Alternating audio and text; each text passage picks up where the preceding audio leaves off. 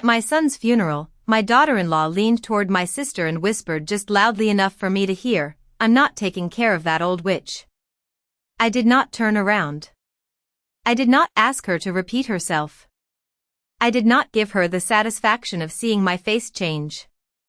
I kept my eyes on the polished oak casket at the front of St. Matthew's Church and pressed my thumb against the folded funeral program until the paper bent beneath my hand. My son Michael's face smiled up from the cover, frozen in a photograph taken 2 summers earlier, standing beside a maple tree in his backyard with one hand in his pocket and that same crooked grin he had worn since childhood. He was 44 years old. Too young to be lying beneath white lilies and soft church lights while people in dark suits spoke about strength and faith and time. I was 69, old enough to have buried my husband, old enough to know grief by its weight, but no mother is ever old enough to sit in the front pew and say goodbye to her child. The church smelled of wax, flowers, and raincoats drying from the Pennsylvania drizzle outside. Every cough seemed too loud. Every tissue pulled from a purse sounded like a tear in cloth. I sat with both feet flat on the carpet, my black shoes side by side, my knees stiff, my purse tucked under my arm like it was the only thing keeping me upright. To my left, my sister Ruth held my elbow with 2 fingers, gentle but steady, the way she used to guide me across icy sidewalks after my husband died. To my right was an empty space where I had thought Michael's daughter, Sophie, would sit with me. But Vanessa had placed Sophie 2 rows behind us with her own parents, saying the girl was too emotional to sit near the casket. Too emotional. As if a 16-year-old girl crying for her father was an inconvenience to arrange around. Vanessa stood near the aisle, dressed in a black wool coat that looked expensive enough to pay my heating bill for a winter. Her hair was smooth, her makeup careful, her handkerchief pressed to her cheek whenever someone important looked her way. She was playing the grieving widow beautifully. She accepted hugs with one hand on her heart. She nodded at the pastor with lowered eyes. She even touched the casket once, lightly, like she was posing for a picture no one had taken. But when she passed behind me, her perfume cut through the smell of lilies, sharp and sweet, and then came that whisper. "I'm not taking care of that old witch." A small sound left Ruth's throat, not quite a gasp. Her hand tightened around my elbow. I could feel her waiting for me to move, to speak, to do something. But I only looked at Michael's photograph. Not here, I told myself. Not in front of my son. I had raised Michael to lower his voice in church, to hold doors open, to look people in the eye when he apologized. I had raised him in a little blue house outside Harrisburg where the porch sagged on the left side and the kitchen window faced the neighbor's fence. His father worked at the post office for 31 years, and I packed lunches at the elementary school cafeteria until my knees started hurting too much to stand all day. We never had much, but Michael never made me feel small for it. When he was 10, he saved allowance for 3 months to buy me a little gold-colored brooch from a drugstore display for Mother's Day.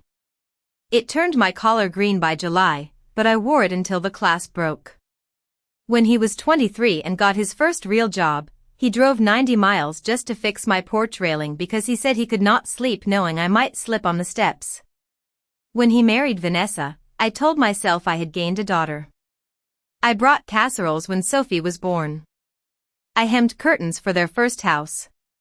I learned not to notice when Vanessa corrected the way I folded towels or laughed too softly when I said supper instead of dinner. For years, I told myself she was just particular. Some people need everything placed exactly where they want it. I did not yet understand that people can do that with families too. They can move a mother to the edge of the picture 1 inch at a time until everyone forgets where she used to stand. The pastor began reading from the lectern, his voice low and smooth, but my attention drifted to the program in my lap. Under Beloved Husband and Father, Michael's name was printed in silver ink. Husband came first. Father came second. Son was not listed. There had been no photograph of him as a boy in the slideshow. No mention of the science fairs I drove him to, the baseball uniform I washed 3 times a week, the nights I sat by his bed when storms made him shake. Vanessa had chosen everything. The hymns. The flowers. The order of speakers. Even my seat had been negotiated through a funeral director who looked embarrassed when he said, "Mrs. Whitmore, the family has arranged the front pew this way." The family. I almost laughed when he said it. Almost. Then, as the congregation bowed their heads for prayer, my phone vibrated inside my purse. Once. Then again. I should have ignored it, but something inside me moved before I could stop it. I slipped my hand into the side pocket and felt the cool glass screen against my fingers. A notification glowed faintly through the black fabric. Old voicemail recovered. Michael Whitmore. My breath caught so sharply Ruth turned toward me. The date beneath it was 3 weeks old, from a night when I had missed his call because I had fallen asleep in my recliner with the television murmuring to itself. I had called him back the next morning. Vanessa answered and said he was resting. She never gave him the phone. The pastor's prayer blurred into a soft hum around me. I stared down at my purse, at the light fading on the screen, and suddenly Vanessa's whisper no longer felt like the cruelest thing I had heard that day. It felt like a door cracking open. A warning slipping through. I kept my face still. I folded the funeral program once, then again, and held it in my lap with both hands. Across the aisle, Vanessa dabbed at the corner of one dry eye. Behind me, Sophie sniffled quietly, alone in a row full of adults who were not touching her shoulder. And in my purse, my dead son's voice waited for me. Not during the service. Not beneath the lilies. Not while strangers watched. But soon. Very soon. I would listen. And somehow, before the first shovelful of earth settled over Michael, I already knew he had left me more than grief. The service ended with a hymn I barely heard. People stood around me, coats rustling, purses snapping shut, soft voices rising into the kind of careful sympathy people use when they do not know what else to offer. I stood because Ruth stood. I stepped into the aisle because the people behind me needed to pass. My knees felt wooden, as if they belonged to someone else, but my face stayed calm. That was the strange thing about grief. From the outside, it could look so tidy. A black dress. A folded program. A quiet nod. Inside, it moved through you like weather no one could see. Vanessa took her place near the church doors, receiving condolences as though she were the only person who had lost Michael. She held both hands around the hands of guests, leaned close, let people admire her strength. When one of Michael's co-workers asked where his mother was, Vanessa tilted her head toward me with a smile so smooth it seemed polished. "Eleanor is overwhelmed," she said. "We are trying not to burden her with too much." Burden. Her words landed gently, which somehow made them worse. I had been packing Michael's lunches before Vanessa knew his name. I had stayed awake through his childhood fevers, paid for his first used car with money I had saved $5 at a time, and mailed him grocery store gift cards during college when he pretended he was doing fine. But now I was something to be managed. Something fragile. Something inconvenient. Ruth moved closer beside me. "Do you want to leave?" she asked under her breath. I looked toward Sophie. She was standing near the second row, shoulders pulled inward, twisting a tissue between her fingers. Vanessa's mother had one arm loosely behind the girl, not around her, just behind her, like a fence. Sophie's eyes found mine for half a second before dropping to the carpet. That was enough. I crossed the aisle slowly, careful not to stumble, careful not to appear as broken as I felt. "Sophie, sweetheart," I said softly. "Come here." She moved before anyone could stop her, walking straight into my arms with the sudden desperation of a child much younger than 16. She was almost my height now, all elbows and trembling breath, but for a moment I felt the little girl who used to climb onto my lap with picture books and ask me to read the same page twice. I held the back of her head and smelled the faint strawberry shampoo she had used since middle school. I miss him, she whispered. I know, baby, I said. I know. Vanessa appeared beside us almost instantly. Sophie needs space, she said, still smiling for the guests nearby. She has had a very hard morning. I looked at my granddaughter, not at Vanessa. Then let her breathe where she wants to breathe. The smile stayed on Vanessa's mouth, but her eyes hardened. This is not the time, Eleanor. There it was again. My name, spoken like a reminder of my place. Not Mom. Not Michael's mother. Eleanor. I released Sophie only when I felt her pull away, and I watched Vanessa guide her toward the reception hall in the back of the church. It was not a grip anyone else would notice. Just 2 fingers at the elbow. Just enough pressure to steer. I had seen that pressure before, though I had not wanted to name it. In the months before Michael passed, he had sounded tired whenever he called. Not the ordinary tiredness of work or parenting, but the careful tiredness of a man choosing every word because someone might be listening. He used to call me on Sunday evenings while washing dishes, the clink of plates in the background, Sophie laughing somewhere nearby. Then the calls became shorter. Then they came from his car. Then, finally, they stopped unless I called first. Vanessa always had a reason. He was in a meeting. He was resting. He was helping Sophie with homework. He would call me back. Sometimes he did. Sometimes days passed. I told myself marriage was busy. Teenagers were busy. Life changed. A mother must not cling too tightly. That was what I told myself because the alternative was too painful to hold. In the reception hall, silver trays of sandwiches sat beside urns of coffee. People balanced paper plates and spoke in softened voices. Someone laughed too loudly, then covered it with a cough. A framed photograph of Michael and Vanessa on a beach stood near the guest book. Their wedding portrait stood beside it. There was no picture of Michael with me. Not one. I noticed these things the way you notice a draft under a door.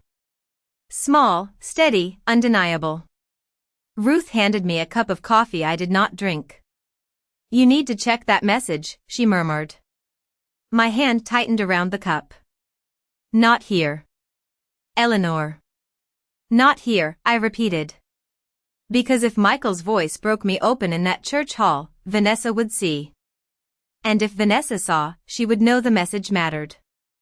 So I stood there under the soft yellow lights and let people tell me Michael was in a better place. I let them pat my hand. I let them call me strong. Across the room, Vanessa watched me between condolences.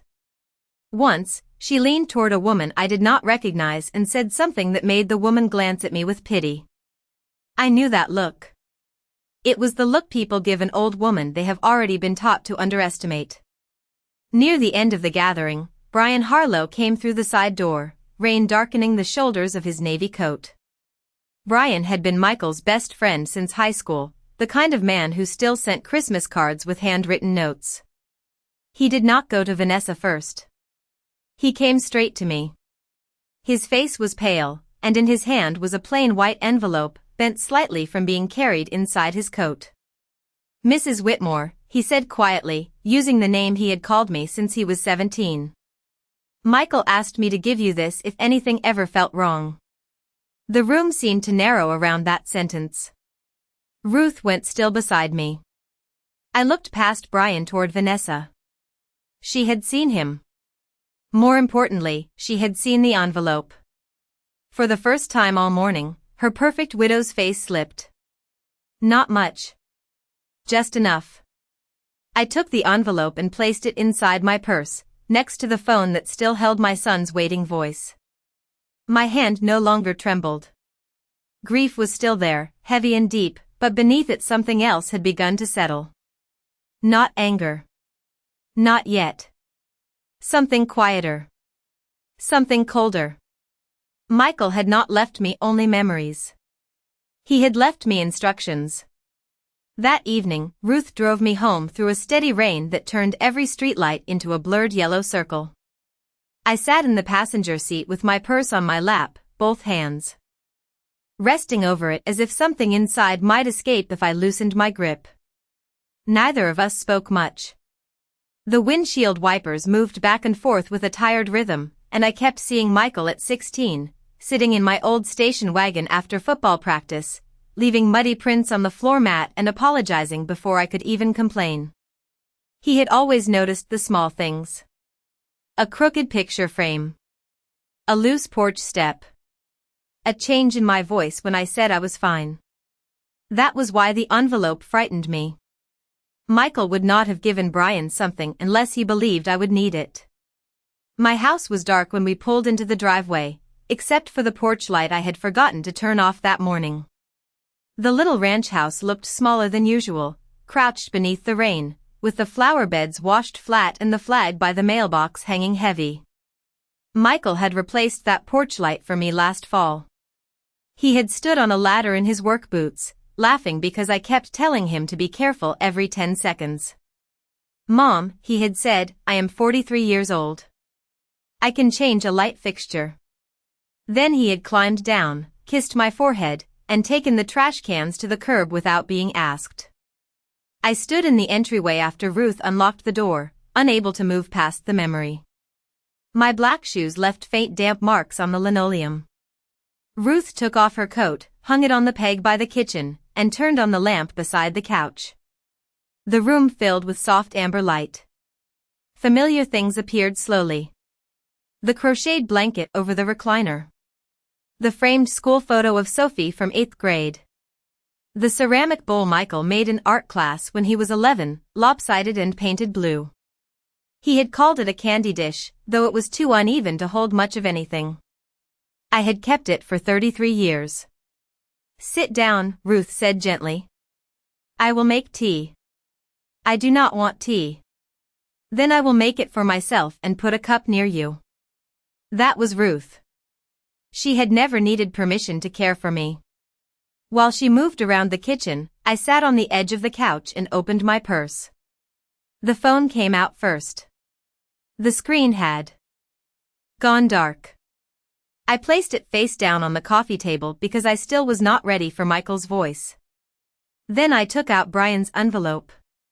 Plain white. No writing on the front. Sealed, but not with glue. The flap had simply been tucked inside, like Michael wanted me to open it without feeling that I was breaking anything. My fingers were stiff. Ruth came in holding 2 mugs and stopped when she saw the envelope in my lap. She set the tea down quietly and sat beside me. Neither of us said a word. I opened it slowly. Inside was a small black thumb drive and a folded piece of yellow legal paper torn from a pad. Michael's handwriting covered only one side. I knew that handwriting the way I knew his childhood footsteps in the hallway. Strong downward strokes. A slight lean to the right. The letter began with "Mom, I am sorry I did not tell you sooner." My chest tightened so hard I had to put the paper down for a moment. Ruth reached over, but she did not touch me. She knew better. Some pain has to be entered alone. I picked it up again. Michael wrote that he had been trying to fix a problem before it reached me or Sophie. He wrote that Vanessa had become different after his business started doing better, that every conversation in their house had begun to turn toward money, property, appearances, and control. He wrote that he had discovered transfers he could not explain, documents prepared without his full understanding, and plans made for Sophie that Sophie did not want. Nothing in the letter was loud. That made it worse. It was not a man ranting in anger. It was my son trying to be careful, trying to be fair, even while fear pressed between every line. Near the bottom, he wrote, "If you are reading this, it means I did not get the chance to sit with you at your kitchen table and say it plainly. Please take the drive to Mr. Caldwell. Do not sign anything Vanessa gives you. Do not let her isolate Sophie. And Mom, please forgive me for letting distance grow between us. It was never because I stopped needing you." The room blurred. I closed my eyes, and one tear slipped down before I could stop it. Just one. It landed on the edge of the paper, darkening the yellow fibers.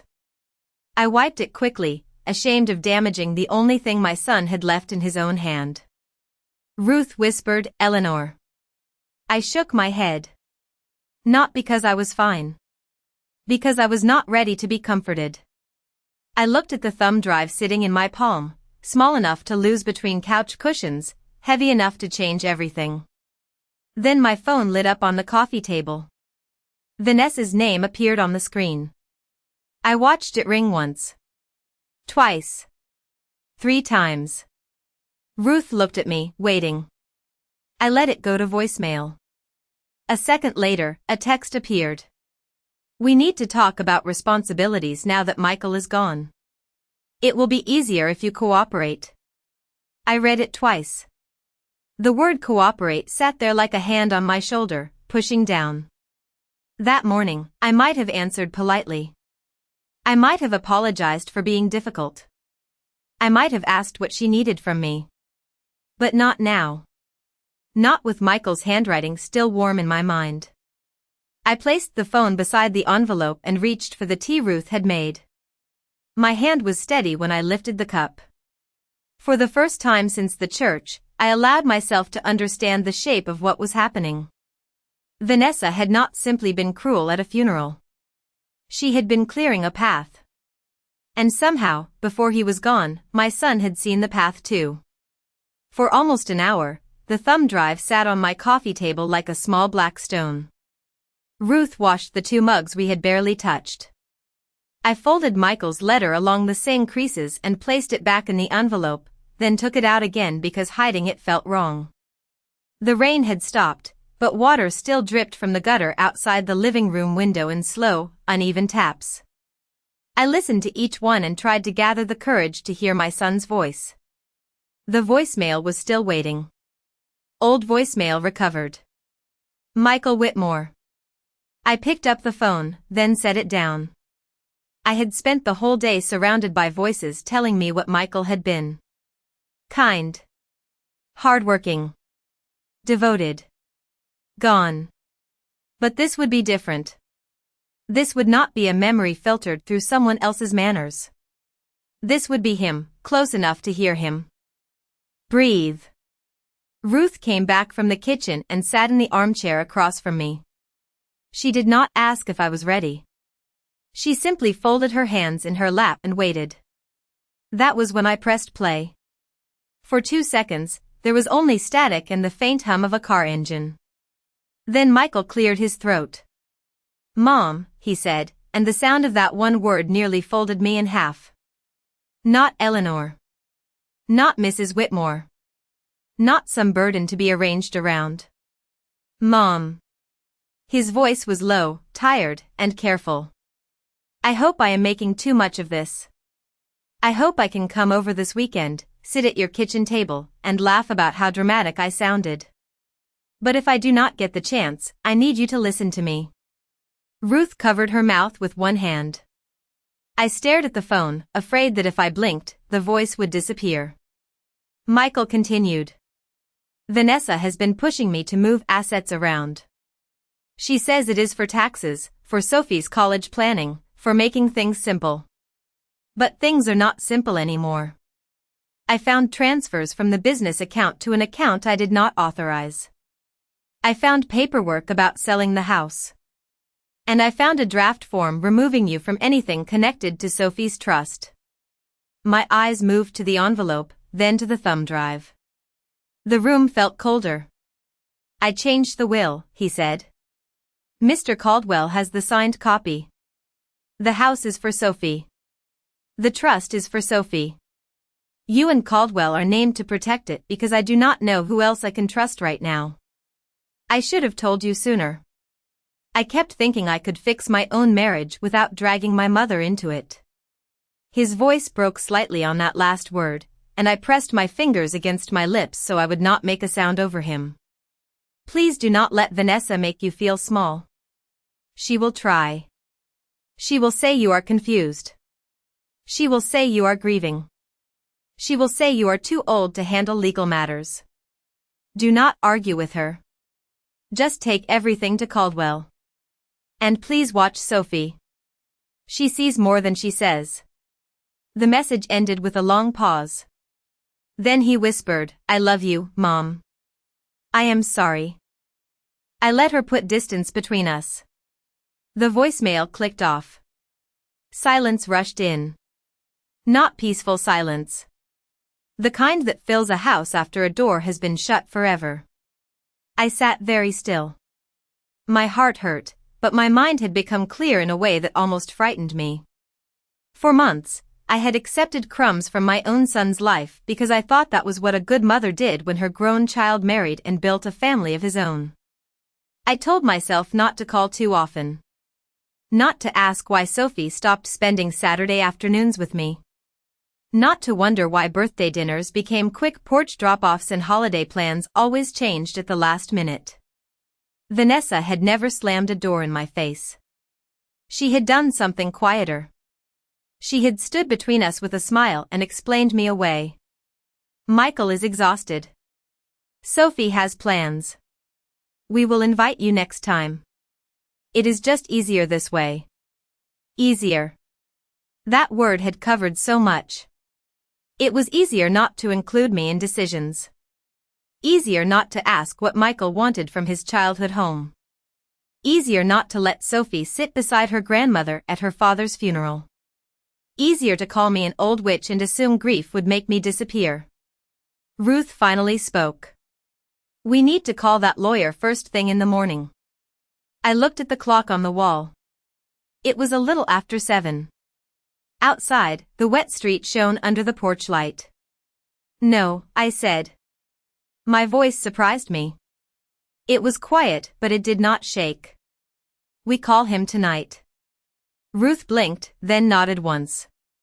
I found Thomas Caldwell's number in the contacts Michael had sent me 2 years earlier, after my husband's estate paperwork. I had not used it since.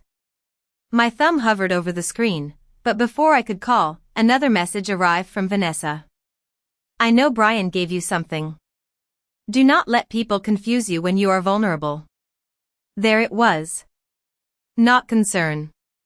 Not sorrow. Control dressed up as kindness. I read the message aloud to Ruth. She closed her eyes and breathed through her nose like she was counting to 10. I did not reply. Instead, I dialed Mr. Caldwell. The phone rang 4 times before an older man's voice answered, cautious but awake. Thomas Caldwell. I held Michael's letter in one hand and the phone in the other. Mr. Caldwell, this is Eleanor Whitmore. Michael's mother. There was a pause. Then his voice softened.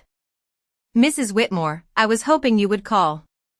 I looked at the thumb drive on the table, at the phone with Vanessa's warning still glowing, at the empty corner where Michael used to set down his toolbox whenever he came to fix something for me. Then you already know, I said. Mr. Caldwell sighed, and in that sigh I heard confirmation. Not surprise. Not confusion. Confirmation. I know enough, he replied. And I think you should come to my office tomorrow morning. Bring everything your son left you. Bring your sister if you trust her. Ruth reached across the table and covered my hand. I looked at her, then at Michael's photograph on the shelf, the one from his college graduation where his arm was around my shoulders and his smile was wide enough to make me believe life would be kinder than it was. I will be there, I said. After I hung up, I did not cry. Not because the pain had passed. It had not. It sat in me like a heavy coat I could not remove. But beneath it, something had changed shape. Vanessa thought she was dealing with a grieving old woman who could be guided, dismissed, and frightened into silence. She had forgotten one thing. I had been Michael's mother before she ever became his wife. And if my son had trusted me with his last warning, then I was not going to fail him now. The next morning arrived without feeling like morning. The sky over Harrisburg was the color of dishwater, flat and gray, and the air held that damp October chill that slips under sleeves and into bones. Ruth had stayed on my couch, though neither of us had slept much. At 6:30, I made toast and burned it. At 6:45, I poured coffee and forgot to add water to the machine. Ruth took the pot from my hand without a word and started over. There are kinds of shock that make people scream. Mine made me quiet and oddly precise. I folded Michael's letter into a clean plastic sleeve. I placed the thumb drive in the inner pocket of my purse. I wrote down the time Vanessa had texted me, the exact words she had used, and the number of times she had called after I stopped answering. 4. She had called 4 times between 9 at night and 7 in the morning. Each voicemail was softer than the last, which told me more than anger would have. Eleanor, I know yesterday was hard. Eleanor, people may try to involve you in things you do not understand. Eleanor, we need unity right now. Unity. From the woman who had separated Sophie from me at her own father's funeral. Ruth drove because my hands were steady but my legs felt unreliable. Mr. Caldwell's office was in an old brick building downtown, above a pharmacy that still had a soda fountain counter from another decade. Michael had once brought me there for a vanilla milkshake after one of my doctor appointments, pretending it was for him so I would not feel childish. The memory followed me up the narrow stairs. Every step smelled faintly of floor polish and old paper. Thomas Caldwell met us at the door himself. He was tall and thin, with silver hair combed back and glasses hanging from a cord around his neck. I remembered him from my husband's estate paperwork years earlier, but he looked older now. Or perhaps I had become older in one day. Mrs. Whitmore, he said, taking both my hands. His eyes were kind, but not surprised. That lack of surprise settled something inside me. It meant I was not imagining shadows. It meant Michael had not left only hints. Thank you for coming so quickly. He led us into a conference room with a long walnut table, framed law degrees, and a window facing the street. I sat across from him and placed the envelope on the table. Ruth sat beside me, her purse clutched in her lap.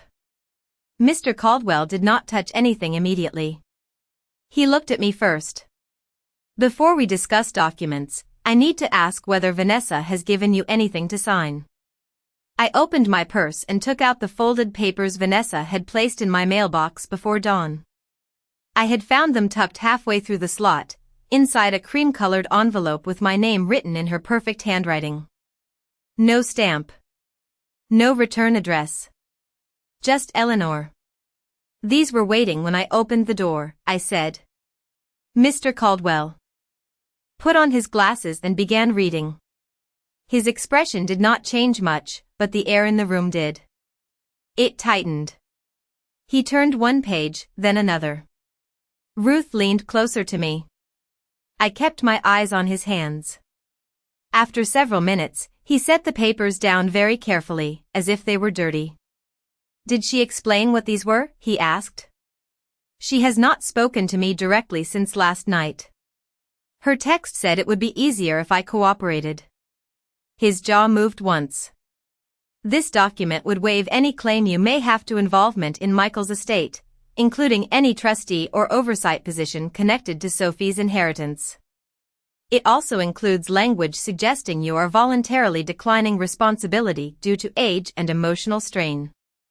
Ruth whispered, "My lord." I did not speak. I looked at the words on the page, the clean margins, the polite legal phrases. Due to age. Emotional strain. There it was in formal clothing. The same thing Vanessa had implied at the church. Too old. Too fragile. Too confused. A woman to be moved aside gently, so no one would notice the shove. Mr. Caldwell opened a file folder in front of him. Michael came to see me 17 days before he passed. He was concerned about financial irregularities, but more than that, he was concerned about Sophie. He said she had become withdrawn. He said decisions were being made around her instead of with her. My throat closed at Sophie's name. He changed the will? Yes, Mr. Caldwell said. Properly signed, witnessed, and stored here. The house is not to be sold without court approval while Sophie is a minor. The majority of Michael's assets are to be placed in trust for Sophie's education, housing, and long-term stability. Vanessa receives a portion, but not control over everything. You and I are named co-trustees. Ruth exhaled slowly. I pressed my fingertips to the table's edge. The wood was smooth and cool. Did he know she would try this? I asked. Mr. Caldwell looked down at the papers Vanessa had sent. He feared she might. Those 4 words did something to me. They did not break me. I was already broken in the place where Michael belonged. They straightened me. I imagined my son sitting in this same room, tired and worried, trying to protect his daughter while still hoping he was wrong about his wife. That was Michael. Even afraid, he would have left room for fairness. Even hurt, he would have hated causing a scene. There is more, Mr. Caldwell said. He slid a printed sheet across the table. Michael authorized an independent review of certain business and personal accounts. The review had just begun. The thumb drive may contain what he gathered before that process was complete.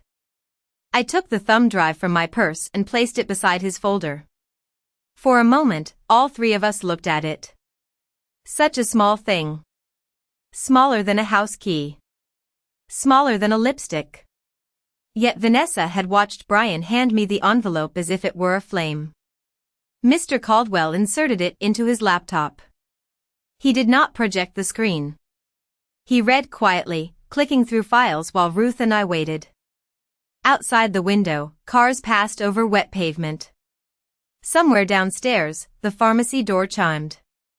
Ordinary life continued with insulting ease. After a while, Mr. Caldwell removed his glasses and rubbed the bridge of his nose. Mrs. Whitmore, he said gently, I cannot give you final conclusions this morning, but there are bank records here, email copies, draft real estate inquiries, and messages that support Michael's concerns. Enough that Vanessa should not be allowed to pressure you into signing anything. Enough that we need to act carefully and quickly. My phone buzzed inside my purse. I already knew who it was. I took it out and looked at the screen. Vanessa, I am coming by this afternoon so we can handle this like adults. I turned the phone so Mr. Caldwell could read it. He nodded once. Do not meet her alone. Ruth reached for my hand beneath the table. I looked at Vanessa's message until the screen dimmed. Yesterday, those words might have made me anxious. This morning, they only told me she was rushing. People rush when they are afraid of what patients might uncover. I placed the phone face down. Then we will handle it like adults, I said. With a lawyer present. Mr. Caldwell's mouth tightened, almost a smile but not quite. Ruth squeezed my hand. And for the first time since Michael's casket had stood at the front of that church, I felt something besides loss filling my chest. Not victory. Not revenge. Responsibility. My son had handed me the last job he could not finish, and I intended to do it properly. By early afternoon, the rain had cleared, but the clouds remained low, pressing down over the town like a lid. Ruth and I returned to my house with Mr. Caldwell's instructions written in a neat list on his letterhead. Do not sign anything. Do not meet Vanessa alone. Save every message. Keep Michael's letter in the thumb drive in a safe place. Simple sentences. Firm sentences. I taped the list to my refrigerator with a magnet shaped like a red apple that Sophie had given me in 4th grade after a school field trip. She had written Grandma on the back in purple marker, the letters uneven and proud. I touched that magnet for a long moment before letting go. Everything in my house seemed to hold some part of the life Vanessa had tried to trim away. The hallway still had the height marks from when Sophie stayed over during summer break. The guest room closet still held the quilt Michael used when he slept on my couch after long shifts early in his career, before he could afford a better apartment. The kitchen drawer still had the screwdriver he always told me not to use as a can opener. These were not assets. They were not responsibilities. They were roots. At 2:15, Vanessa's car pulled into my driveway. I saw it through the lace curtain in the living room. A white luxury sport utility vehicle, spotless even after yesterday's rain. She sat there for almost a full minute before getting out, probably checking her reflection, probably deciding which face to wear. Ruth stood beside me, arms folded. "Remember what Caldwell said?" "I remember." "Do you want me to answer the door?" I looked at Vanessa walking up my front path in a cream coat, carrying a leather folder against her chest. The same kind of folder people carry when they want paper to look like truth. "No," I said. "It is my door." I opened it before she knocked. For half a second, surprise crossed her face. She had expected me to hesitate. Maybe she had. Expected swollen eyes, shaking hands, a house smelling of tissues and old coffee. Instead, I stood there in a gray cardigan, my hair brushed, my shoes on, Ruth visible behind my shoulder. Vanessa recovered quickly. "Eleanor," she said, soft as warm butter. "I was worried about you." "Were you?" Her smile tightened. "Of course. Yesterday was overwhelming for all of us." She glanced at Ruth. "I hoped we could speak privately." "Ruth is staying. This is a family matter." I let the words settle between us. Then I said, "Ruth is my family." Vanessa looked away first. That small victory did not make me happy. It only showed me how many times I had stepped aside before without noticing. I opened the door wider, and she entered my living room as though she were inspecting it. Her eyes moved over the old furniture, the framed photographs, the stack of mail on the side table. She had always looked at my home that way, as if kindness required her to ignore how modest it was. She sat on the edge of my couch without taking off her coat. I sat in my armchair. Ruth remained standing near the window. Vanessa placed the leather folder on her knees and folded her hands over it. "I know Brian upset you yesterday," she began. "He has always enjoyed drama. Brian handed me something Michael wanted me to have. Michael was under a lot of stress." Her voice dipped, gentle and practiced. "He was not himself in the last few weeks. I am sure you understand that people sometimes say things when they are anxious." I looked at her. Really looked. The careful sadness. The lowered tone. The way she made concern sound like a warning. Michael sounded very clear to me. Her eyes sharpened. "You listened to something?" "I listened to my son." The room became so quiet I could hear the refrigerator humming in the kitchen. Vanessa opened the folder. "This is exactly why I wanted to come. Eleanor, grief can make people vulnerable. It can make them misunderstand things. I do not want outsiders filling your head with legal complications when what this family needs is peace. Peace. Yesterday it had been unity. Today it was peace. Tomorrow it would be whatever word made silence look noble." She pulled out a document and placed it on the coffee table.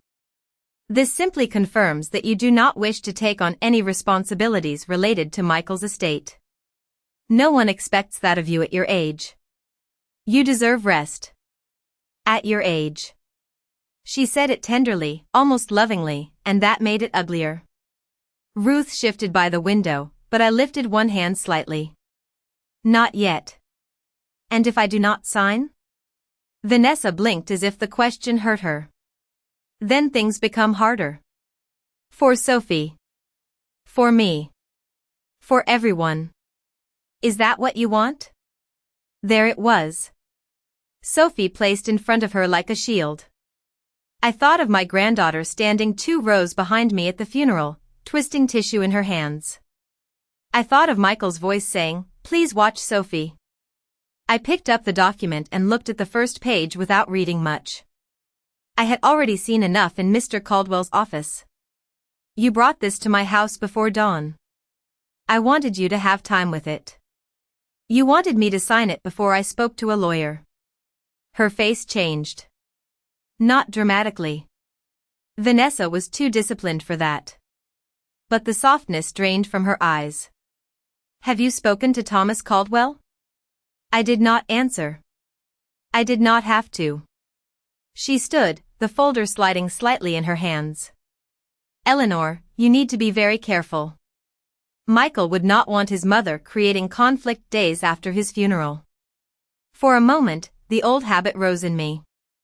Explain. Soothe. Prove I was not trying to cause trouble. It was the habit of women who have spent a lifetime keeping rooms comfortable for everyone else. Then I saw Michael at my kitchen table as a boy, cheeks red from the cold, asking why grown-ups sometimes let mean people talk the longest. I had told him, because good people forget they are allowed to stand up. I set the paper back on the coffee table. Michael came to Mr. Caldwell before he passed. He changed his will. He left instructions. I will follow them. Vanessa stared at me. The mask did not fall all at once. It cracked at the edges. You do not know what you are getting involved in. I know exactly what I am refusing to sign. She took one step toward the table, then stopped because Ruth moved too. Not close. Just enough. Vanessa gathered the papers quickly, but one sheet slipped loose and landed near my chair. I picked it up before she could. It was not part of the waiver. It was a printed email, folded into the stack by mistake. At the top was a real estate agent's name. Under it, a line read, estimated listing timeline after estate clearance. Michael's address was printed below. My son's house. Sophie's home. Vanessa reached for it. I held it calmly. This belongs with the rest, she said. I looked at the date. 2 days before the funeral. 2 days before she stood beside Michael's casket dabbing at dry eyes.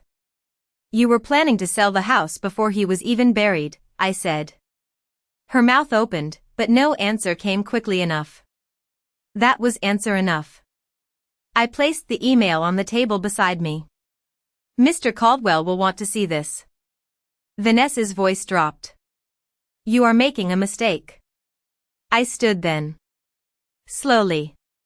My knees ached, but I stood. No, Vanessa. For a long time, my mistake was believing every distance between Michael and me happened naturally. I will not make that mistake again. She looked toward the door, then back at me, and for the first time since I had known her, she seemed uncertain where the exits were. Not from my little living room. From the story she had been telling everyone. Ruth opened the front door. Vanessa gathered her folder, leaving the email on my table because asking for it again would sound too much like panic. At the threshold, she turned.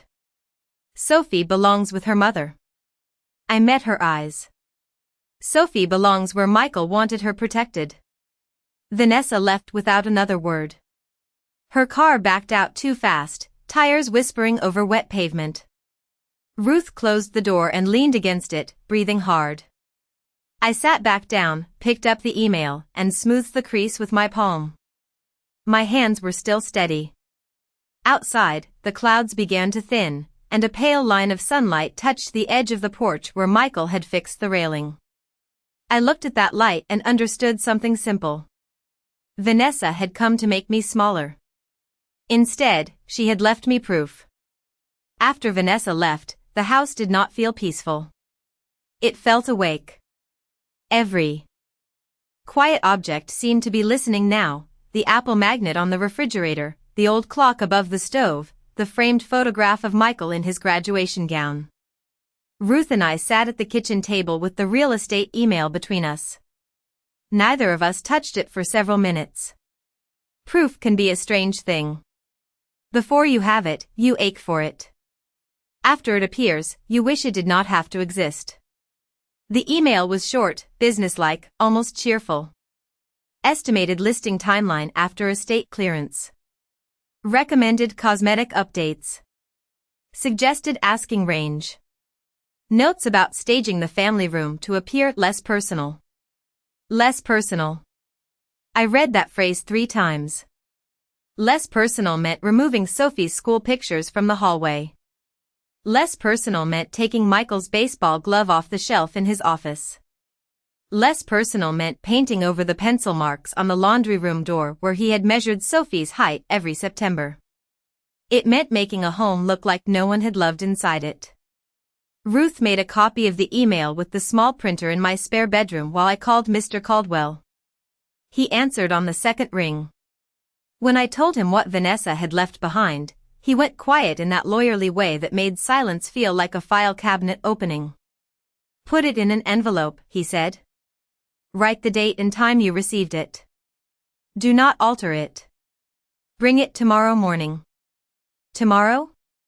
I asked. I thought the reading was next week. It was, he said. I am moving it up. Vanessa's actions make delay unwise. Delay. Unwise. Those were calm words for the storm I could feel gathering. After we hung up, Ruth and I placed the email in a clean manila envelope and wrote the date across the front. My handwriting looked smaller than usual, but it did not shake. At 5 o'clock, my phone rang again. This time, it was Sophie. I answered before the second ring. Grandma? Her voice was thin, careful, like she was speaking from a room where walls might repeat things. Sweetheart. Are you all right? A pause. In that pause, I heard a house too large for one grieving child and one mother with secrets. Mom said I should not call you right now, Sophie whispered. My eyes closed. Ruth, standing by the sink, turned toward me. Did she? She said you are upset and people are confusing you. The same language. Passed from adult to child like a stain. I kept my voice soft. I am sad, honey. But I am not confused. Sophie breathed out shakily. Did Dad leave you something? I looked at the envelope on the table. Why do you ask? Another pause. Then, even softer, because he told me he might. I sat down slowly. The chair made a small sound against the floor. When did he tell you that? The night before he went to see Mr. Caldwell. I was in the kitchen, and he thought I had gone upstairs. He was on the phone with someone. He said, if anything happens, Mom needs to have the drive, and Sophie needs to stay close to her grandmother.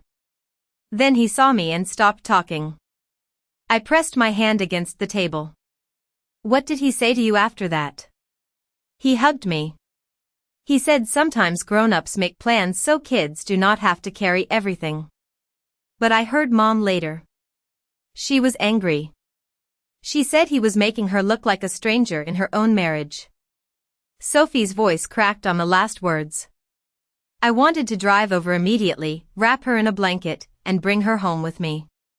But I had learned in the last 24 hours that wanting to protect someone is not enough. You have to protect them carefully, or the wrong person will use your love against you. Sophie, listen to me. Are you safe? Yes. Is anyone near you? No. I am in the bathroom with the fan on. A child should not have to hide grief under the sound of a bathroom fan. My throat burned, but I swallowed it down. Your father loved you more than anything. I know. And he made certain plans because he wanted your life to stay steady. Not because he wanted fighting. She sniffed. Mom keeps talking about moving. She said this house is too expensive and full of bad memories. But Grandma, I do not want to leave Dad's house. His jacket is still by the back door. I looked across the kitchen at Ruth, whose eyes had filled with tears she refused to let fall. Michael's jacket. Such a simple thing. Such an unbearable thing. Do not argue with her tonight, I said. Do not sign anything if she asks you to sign school forms you do not understand. Do not delete any messages from your father. And if you feel scared, you call me. Any hour. Will you be at the lawyer's meeting? Yes. Mom said you do not need to come. There it was again, the same steady erasing. Your father asked me to be there. Sophie was quiet. Then she whispered, good. The word was so small I almost missed it. After we hung up, I sat with the phone in my hand and stared at the darkening window over the sink. My reflection looked older than it had that morning. Lines deeper. Shoulders narrower. But my eyes did not look lost anymore. At 6:30, Mr. Caldwell called back. The formal reading will be tomorrow at 11. Vanessa has been notified. She is not pleased. I imagine not. She may try to provoke you. She may try to portray you as unstable. Say very little. Let the documents speak. I looked at Michael's letter, the thumb drive, the email, and the notes I had written in careful blue ink. For most of my life, I had believed speaking softly meant being kind. Now I was beginning to understand that silence, used properly, could be stronger than any raised voice. That night, Ruth and I prepared a folder. Michael's letter. The printed text messages. The real estate email. A copy of Vanessa's waiver. A written note about Sophie's phone call, dated and timed. I placed everything in order. Not because I was cold. Because grief had made me precise. When I finally went to bed, I did not sleep. I lay beneath the quilt Michael had bought me 2 Christmases earlier and listened to the house settle. The old boards creaked. The furnace clicked on. A truck passed on the road outside. Ordinary sounds. Familiar sounds. Sounds of a life Vanessa considered small enough to dismiss. Just before dawn, I got up and took Michael's childhood candy dish from the shelf. The crooked blue one. I wrapped it in tissue paper and put it in my purse. Ruth saw me do it but did not ask why. I was not bringing it as evidence. I was bringing it because tomorrow Vanessa would arrive with papers, polished shoes, and practiced sorrow. I would arrive with the truth. And with a reminder that before there were estates and trusts and legal words, there had been a little boy who made his mother a lopsided bowl and expected her to keep it forever. I had kept it. I had kept everything that mattered. Now I would keep my promise too. At 10:30 the next morning, Ruth and I walked into Mr. Caldwell's office with 1 folder, 1 purse, and 1 crooked blue candy dish wrapped in tissue paper. The sky had finally cleared, leaving the sidewalks bright and wet, but inside the old brick building the air smelled the same as before, floor polish, paper, and coffee that had been sitting too long. My knees hurt from the stairs, and Ruth offered her arm without making a show of it. I took it. Pride is not refusing help. Pride is knowing the difference between being supported and being handled. Mr. Caldwell's receptionist looked up with gentle recognition and led us to the conference room. Vanessa was already there. Of course she was. She sat on the far side of the long walnut table in a black dress with pearl earrings and a leather notebook open in front of her. Sophie sat beside her, pale and quiet, hands folded so tightly her knuckles had gone white. When Sophie saw me, her eyes moved toward the chair beside me, then quickly back down. Vanessa noticed. She noticed everything. Eleanor, she said, her voice smooth enough to slide under a locked door. I am glad you decided to come calmly. Ruth stiffened beside me. I set my folder on the table and sat down. Good morning, Vanessa. That was all. No defense. No explanation. Mr. Caldwell had told me to let the documents speak. I intended to let them speak clearly. Brian Harlow came in a few minutes later, looking uncomfortable in a navy suit that seemed too tight at the shoulders. Vanessa's mouth tightened when she saw him. Mr. Caldwell entered last, carrying a thick file and wearing the expression of a man who had measured every word before stepping into the room. He closed the door himself. Thank you all for coming on short notice, he said. Given recent communications and documents brought to my attention, I believed it was necessary to proceed without delay. Vanessa leaned back slightly. I hope this will not become unnecessarily hostile. Michael would have hated that. I looked at Sophie then, not Vanessa. My granddaughter stared at the table as if she were trying to disappear into the wood grain. Mr. Caldwell adjusted his glasses. Michael also valued clarity. We will begin with the most recent will and trust documents, signed and witnessed 17 days before his passing. Vanessa's head turned sharply. Only a little. But I saw it. The first crack. Mr. Caldwell read in a steady voice. The house on Maple Ridge Drive would not be sold while Sophie was a minor unless approved by the court and both trustees.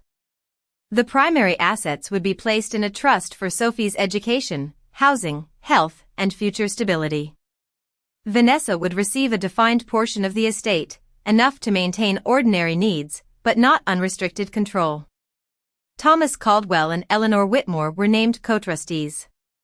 My name, spoken in that room, did not sound old. It did not sound weak. It sounded legal. It sounded chosen. Vanessa gave a small laugh, the kind people use when they want others to believe they are above being shocked. This is absurd. Michael would never put his mother in charge of my daughter's future. Sophie flinched at my daughter. Mr. Caldwell did not look up from the document. He put his mother in charge alongside legal oversight. His reasons are included in a separate statement. Vanessa's hand closed around her pen. He was under pressure. He was grieving his marriage. He was not thinking clearly. Mrs. Whitmore, Mr. Caldwell said, and for one sharp second both of us looked at him. Then we realized he meant Vanessa. Michael completed a competency review with his physician the same week. There is no basis in the file to suggest he lacked capacity. The room went silent. Outside, a truck passed on the street below, its brakes sighing at the corner. Such an ordinary sound to accompany the undoing of a lie. Mr. Caldwell continued. He explained the independent financial review Michael had authorized. He listed, without drama, the accounts to be examined, the transfers to be verified, and the attempted waiver. Vanessa had delivered to my home. Vanessa sat straighter. I was trying to protect Eleanor from stress. The document would have removed her from any role Michael assigned to her. Because she is almost 70 years old and grieving. There it was again, said openly now. Not whispered. Not polished. Placed on the table like evidence against me. I folded my hands and felt the smooth edge of Michael's candy dish through the tissue in my purse. Mr. Caldwell looked at me. Mrs. Whitmore, do you wish to respond? I could have said many things. I could have told the room about the funeral, about Sophie being seated away from me, about Vanessa's messages, about the way she had spoken of me when she thought grief had made me smaller. Instead, I said, I am grieving. I am also capable of reading. Brian looked down quickly, but not before I saw the corner of his mouth move.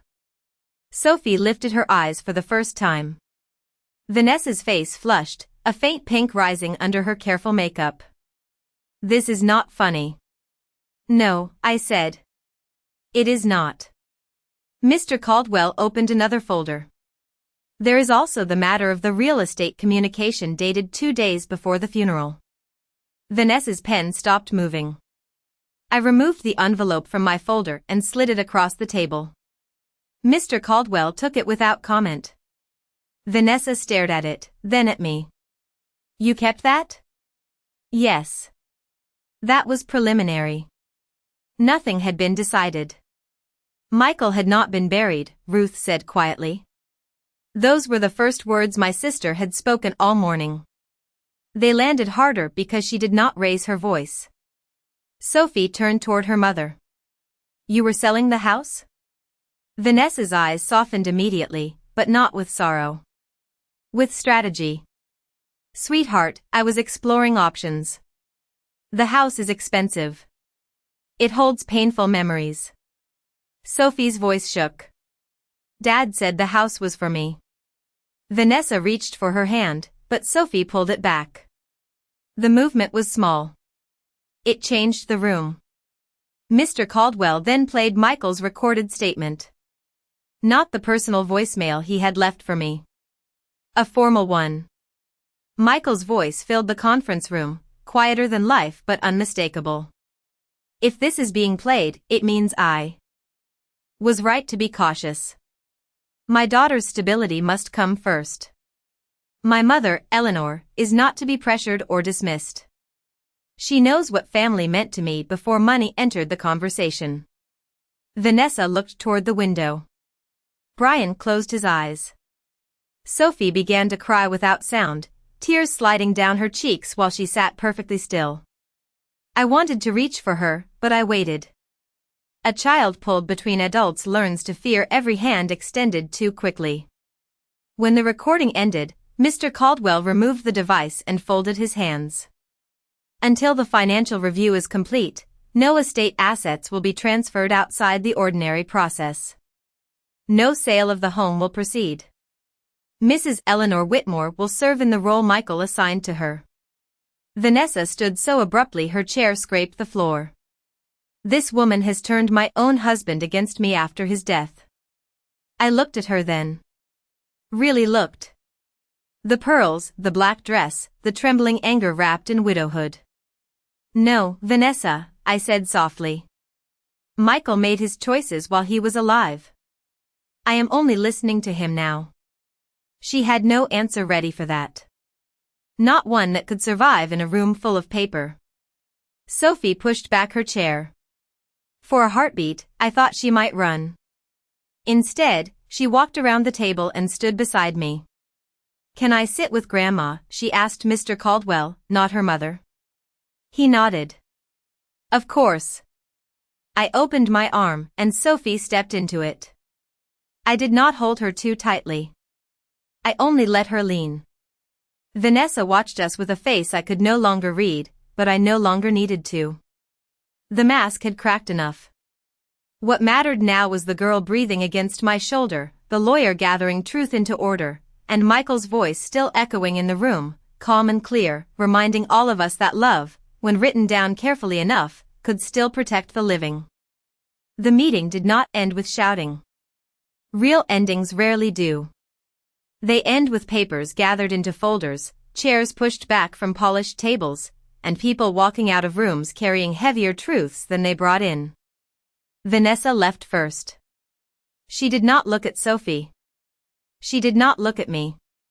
She collected her leather notebook, slipped on her coat, and told Mr. Caldwell that her attorney would contact him. Her voice was still controlled, but it had lost its silk. At the door, she paused as if there were one last sentence that might restore her place in the room. None came. The door closed softly behind her. That softness felt strange after everything. Sophie stayed beside me, her shoulder pressed against my arm.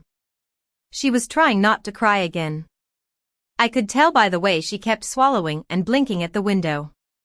16 is old enough to understand betrayal but too young to know where to put it. I placed my hand over hers. You do not have to decide anything today, I said. She nodded, but her fingers curled around mine like she had already decided at least one thing. Mr. Caldwell explained the next steps in the careful language of law. The financial review would continue.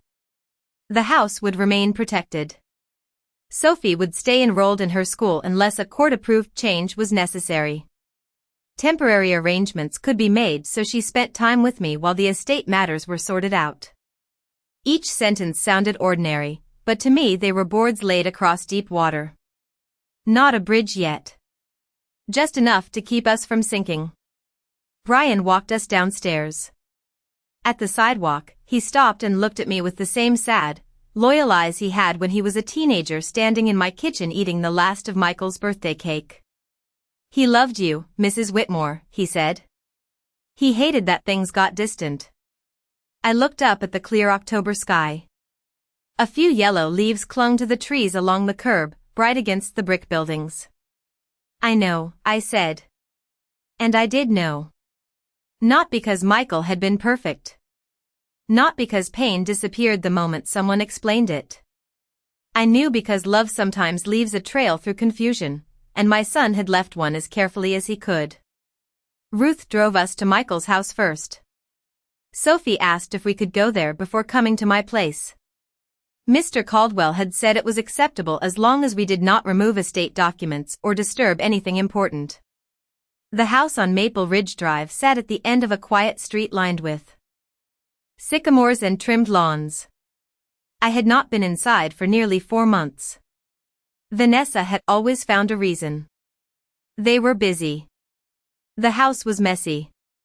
Sophie had homework. Michael was tired. Now the key felt cold in Sophie's hand as she unlocked the front door. Inside, the house smelled faintly of lemon cleaner and the cedar candle Michael used to burn in winter. His jacket still hung by the back door, just as Sophie had said. Brown canvas. Worn cuffs. One sleeve slightly twisted. Sophie walked to it and pressed her face into the fabric. I looked away, not because her grief embarrassed me, but because it deserved privacy. In the living room, framed photographs lined the mantel. Michael and Vanessa at charity dinners. Michael and Vanessa on vacations. Sophie in school portraits. But tucked behind a silver frame, half hidden, was an older picture in a cheap wooden frame. Michael at 8 years old, missing one front tooth, sitting beside me on our old porch with the crooked railing before he fixed it years later. I picked it up carefully. Dust marked the edges where it had been pushed back. Sophie came beside me. Dad kept that in his office, she said. Mom moved it out here last year. Then behind the other ones. I brushed the dust away with my thumb. Your father gave me that picture for Christmas.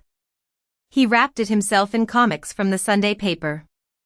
Sophie smiled through tears. That sounds like him.